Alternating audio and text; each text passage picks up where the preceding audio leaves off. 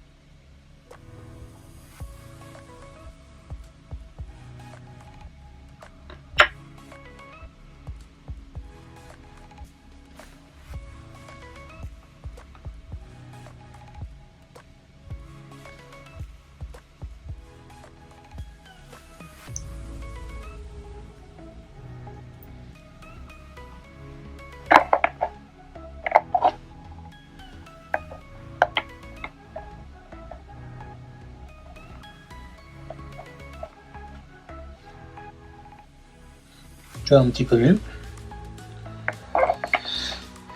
Et donc on va dévoiler la carrosserie.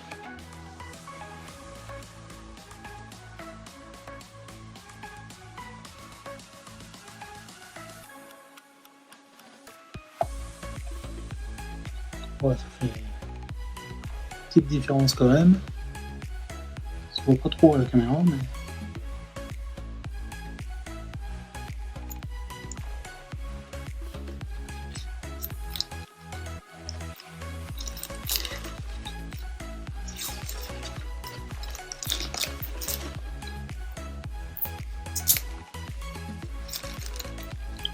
Je sais pas si on arrive à voir la différence avec le brillant et le mat.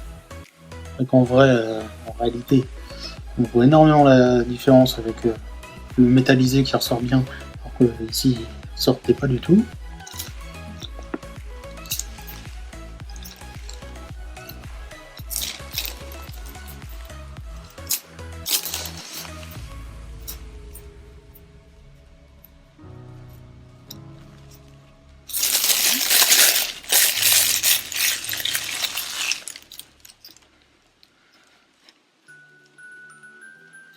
Et donc voici le résultat.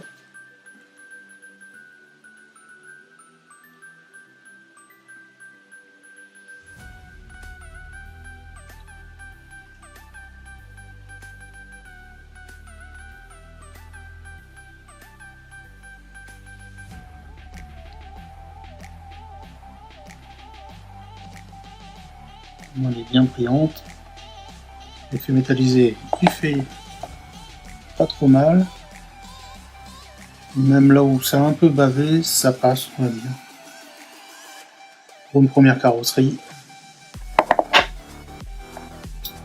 On dit on fera mieux la prochaine fois.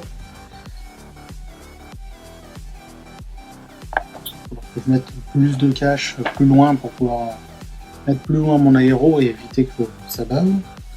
Donc ici aussi il y a une protection à enlever pour le dessous.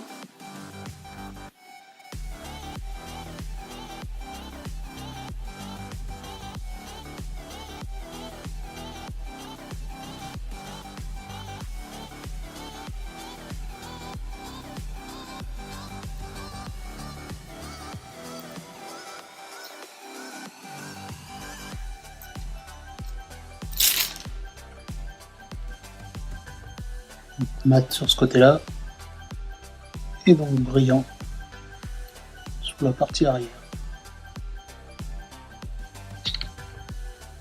Et bien entendu, il y aura encore les autocollants à coller, donc à découper puisqu'ils ne sont pas découpés chez Tamiya, et que toutes les parties bleues moi, ne vont pas être posées. Alors que je les découpe tout autour des lettres, des traits blancs, pour pouvoir enlever toute cette partie bleue. Et on verra si on met les parties en drapeau, parce que si on veut l'aimer, ça risque de cacher beaucoup de la carrosserie, donc ça c'est plus mon fils qui va décider si on les met au pas, y compris pour les côtés de l'aileron, vu que c'est comme en vert brillant, peut-être pas utile qu'on mette cette partie là qui va être noire. Par contre, à voir si on peut la mettre à l'intérieur. Ça peut être fait. On va être mis à l'intérieur au lieu d'être à l'extérieur. Donc on les posera plus tard, peut-être pas en vidéo par contre, les autocollants, parce que là ça prend beaucoup de temps à être posé, donc ça va pas être marrant à suivre, on va dire. Donc du coup, on va essayer de la poser sur la voiture. Donc pour ça, on reprend les petits tournevis Tamiya.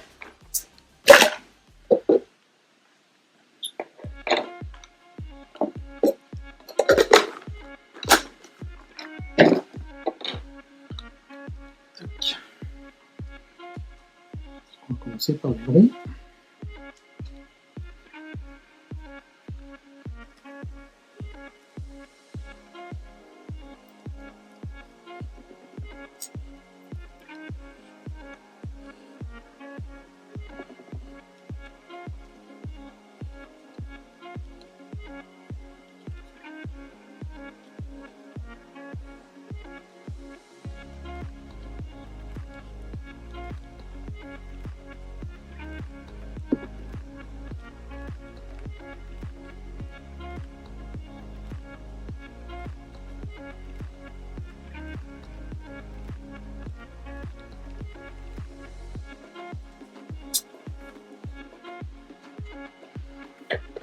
Voilà pour les ronds.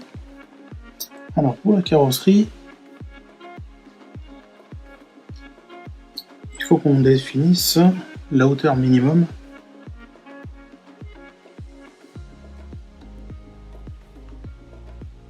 que l'on veut qu'elle descende. Alors, et c'est là où je vais certainement faire des pièces en impression 3D pour éviter que ce soit le métal qui touche directement la carrosserie. Et d'ailleurs, étape que j'ai oublié, c'est de mettre de ce côté-là un renfort. On va mettre en scotch métallique.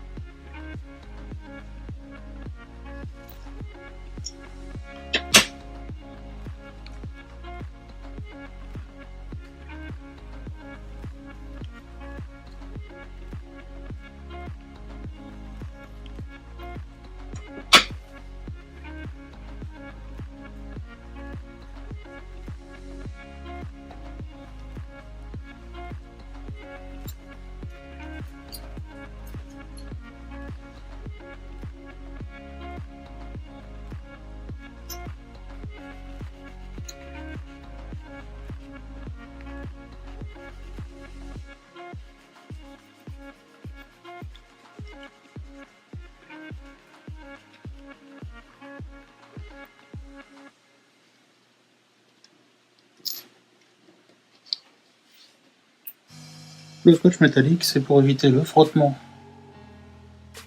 avec cette petite pièce-là,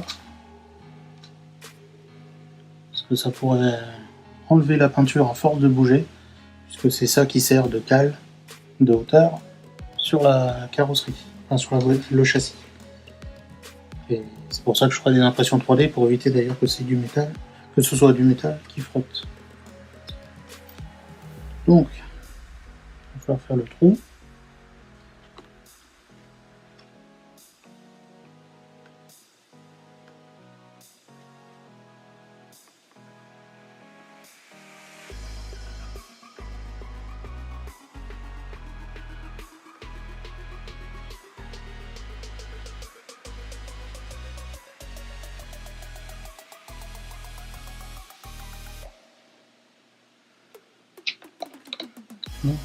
Au moins, il y a les gentils pour éviter de toucher la carrosserie.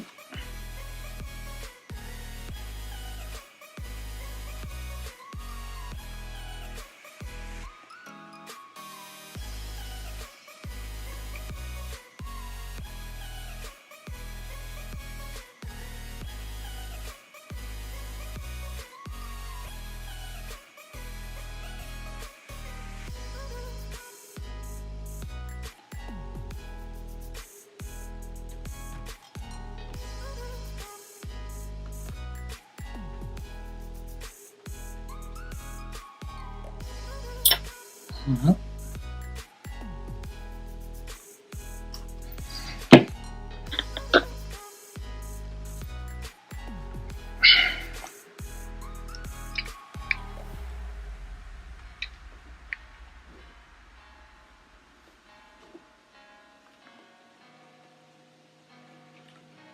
Donc déjà, on va essayer de déterminer l'avant. Ça c'était trop bas.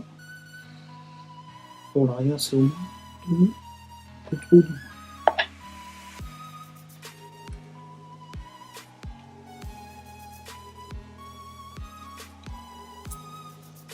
On teste le camp.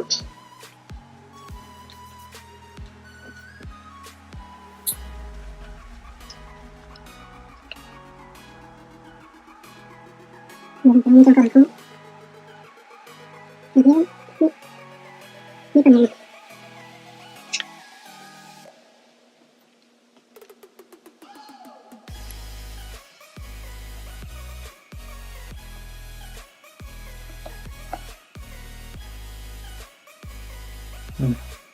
Avant, là on est reposé sur la cale, l'arrière aussi.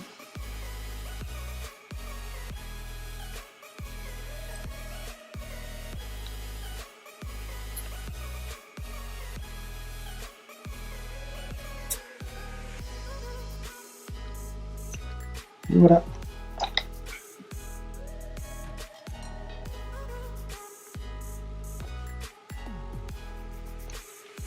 Donc là,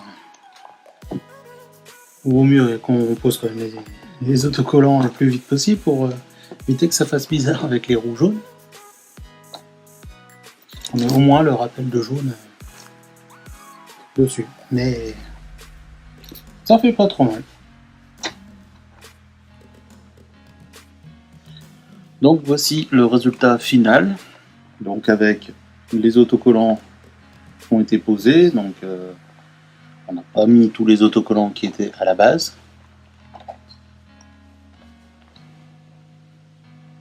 On a gardé les effets salis voyants, donc on a évité de mettre la bande qui faisait tout le tour avec le drapeau qui était sur le côté.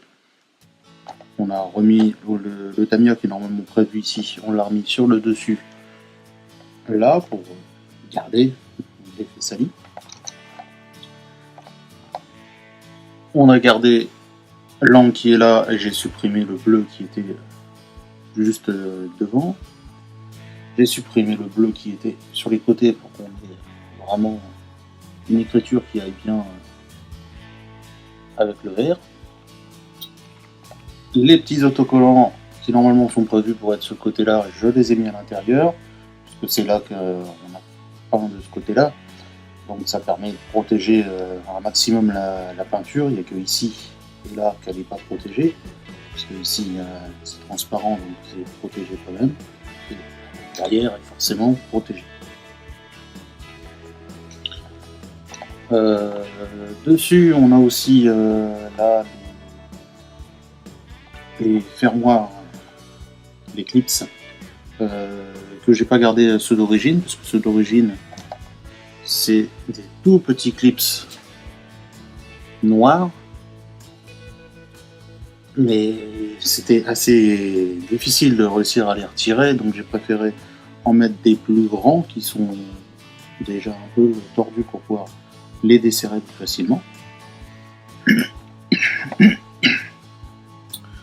Ce qu'on a fait aussi dessus, c'est qu'on a coupé le surplus qui était à l'avant au niveau de la fixation.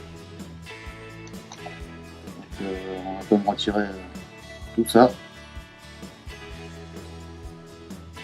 Parce qu'il n'y avait aucune utilité du réglage en hauteur. Donc on a fait au plus proche, on est au dernier trou. On va essayer de garder le maximum de matière au-dessus pour que ça ne casse pas pour autant. Et la dernière petite chose qui a été faite, c'est la mise en place de protection pour éviter que ce soit le contact direct avec les petits clips comme ça qui soient directement sur la carrosserie. Donc j'ai fait en impression 3D des petites cales où le clip vient se passer à l'intérieur. Donc comme ça on passe à l'intérieur au niveau du trou, je ne sais pas si on va le voir. Donc ça prend au milieu et ça permet qu'il soit bloqué d'un côté comme de l'autre pour qu'il reste sur la voiture quand on retire la carrosserie. Alors j'ai réglé la hauteur pour que ce soit au plus proche pour qu'il n'y ait pas beaucoup de jeu. Donc j'en ai fait plusieurs jusqu'à temps de trouver le bon diamètre, enfin la bonne épaisseur parce que le diamètre n'a pas changé. Donc voilà ce que ça donne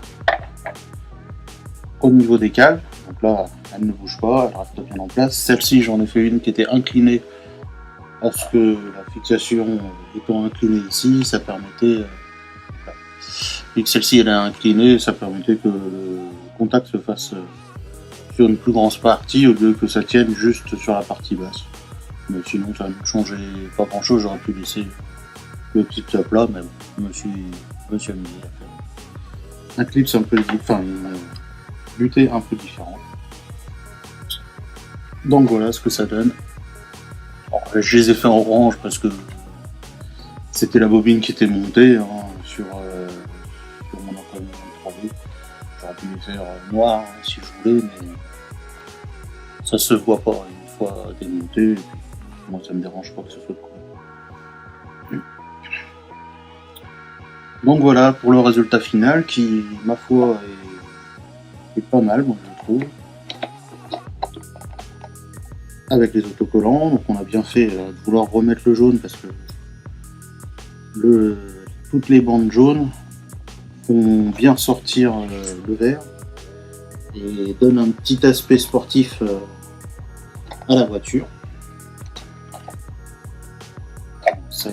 Ça aide aussi au niveau des roues de ne plus faire bizarre par rapport au seul vert qu'il y avait. Là c'est peut-être un peu trop de lumière pour montrer ça, je sais pas si ça va mieux quand je cache la lumière. Non, ça vaut moins bien. C'est vrai que le rendu en vidéo n'est pas aussi bien que la réalité. Parce que dans la réalité, elle brille énormément grâce au métallisé. Pareil, les points se voient quand même pas mal finalement, contrairement à ce que j'avais dit pendant que je faisais la peinture. Je pensais ne presque pas les voir, mais on les voit bien. Donc les effets jaunes là, ils font pas mal. Donc voilà pour le rendu de cette première carrosserie que j'ai fait entièrement moi-même à l'aérographe et le premier montage, enfin, du moins en vidéo, d'un buggy Tamiya. Donc voilà, il n'y aura plus qu'à maintenant faire une petite vidéo en extérieur pour voir le comportement qu'elle a, voir s'il faut qu'on change des petits réglages au niveau des suspensions, sachant que déjà depuis le montage, j'ai rajouté des cales sur l'arrière. Donc là, en fait, il y a les 3 séries de cales différentes, la 3, la 2 et la 1, qui sont les unes en dessous des autres, parce qu'elle était beaucoup trop molle au niveau de l'arrière, ce qui fait que le châssis, au lieu d'être plat, ici, il était déjà plutôt vers le bas, au niveau des triangles, donc ça se voit pas trop. Mais voilà, le châssis, il était comme ça, donc incliné ici, et elle avait un débattement qui était très très faible et qui pouvait toucher très facilement. Et vu que les huiles, elles sont pas très fortes, elle tapait pour la moindre appui sur l'arrière, ça touchait. Là, depuis que j'ai remis les autres cales, l'appui il est beaucoup plus conséquent, donc elle va avoir moins tendance à venir taper en faisant un roulage. Donc après, à voir, puisque moi je ne veux pas l'utiliser pour faire des sauts du tout, cette voiture-là. Hein. Elle va être plutôt sur du terrain cabossé, mais sans saut. Donc je vais la régler par rapport à ça. Parce que par chez nous, on n'a pas beaucoup de circuits. Et on n'a pas de circuit 1/10 tout terrain. Enfin, tout terrain. Pour les buggy.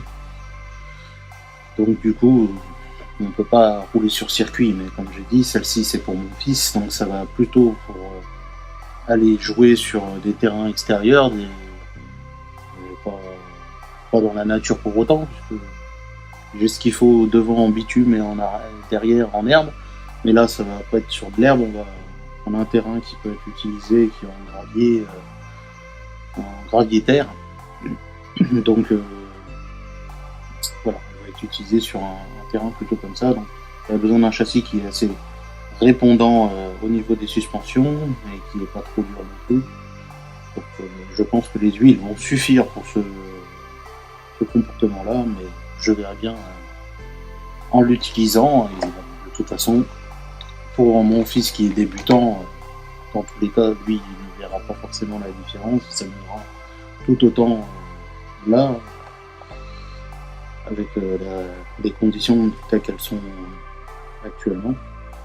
Là, on a une suspension beaucoup plus dure à l'avant qu'à l'arrière, donc ça, c'est bien pour avoir un bon train avant.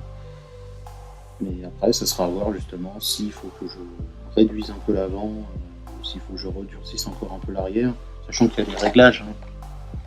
À l'arrière, on a encore les réglages sur le bas, on peut décaler la suspension, donc ça change le comportement du châssis. Donc, voilà, c'est plus en pratique, donc on fera une petite vidéo pour présenter déjà comment ça tourne, puisque là elle est en stock. Elle n'a pas de modification particulière, c'est le moteur qui était dans le kit, le variateur qui était fourni avec le kit. Le servo moteur, c'est un servo bas de gamme, puisque comme j'avais dit, en théorie c'est un 20 kg, mais j'y crois pas. C'est pas une marque qu'on connaît, donc de toute façon, celui qui était fourni avec le kit, c'était un 6 kg. Ça m'étonnerait que ça soit pire, sachant qu'il est en métal. Celui qui était dans le kit, il était en plastique au niveau de la tête. Donc voilà, c'est pour ça que je préfère mettre celui-là en bateau. Après, voilà. Si c'est suffisant, là, pour mon fils jouer, ça sera suffisant. Donc voilà. Donc pour le buggy, donc là ça y est, c'est fini, plus que la dernière vidéo sur le terrain à faire. Et le prochain montage de RC, ça va être pour ma Touring, en 4 roues motrices aussi, mais là vraiment dans la catégorie Touring. Sur le principe, vu que c'est une Tamiya, c'est pareil, c'est aussi le même moteur que sur celle-là, et un variateur par contre, celui-là c'est le variateur Tamiya et non pas le remplacement comme ils ont mis dans celle-ci. Et je vous montrerai certainement le même cerveau aussi dans l'autre Tamiya. Donc voilà, ça sera sur les prochaines vidéos de montage pour les Tamiya. D'ici là, je ferai peut-être d'autres vidéos sur des choses comme l'impression 3D. Pour moi, je ne sais pas encore. Parce que j'imprime souvent en 3D pour des pièces fonctionnelles comme celle-ci, rarement pour faire de la figurine ou de la déco. Ça m'est arrivé d'en faire une de temps en temps, mais c'est pas trop mon truc en impression 3D. Voilà, c'est vraiment, j'ai investi dans l'imprimante 3D pour faire des pièces que on ne trouvait pas dans le commerce ou qui coûtaient trop cher dans le commerce. Ça me permettait de faire des choses sur mesure et d'adapter, faire des tests avant d'acheter des trucs inutilement, puisque bon, il y a une résistance, une limite de résistance dans les matériaux qu'on peut imprimer en impression 3D. On ne peut pas les imprimer dans n'importe quel sens, par exemple, si on veut que ça tienne un minimum dans le temps. Pour des pièces comme ça, là, c'est largement suffisant. Donc, ouais. C'est pour ça que je m'amuse à faire ça. Ça ne coûte rien du tout d'imprimer des petites pièces comme ça. Donc voilà. À bientôt sur la prochaine vidéo.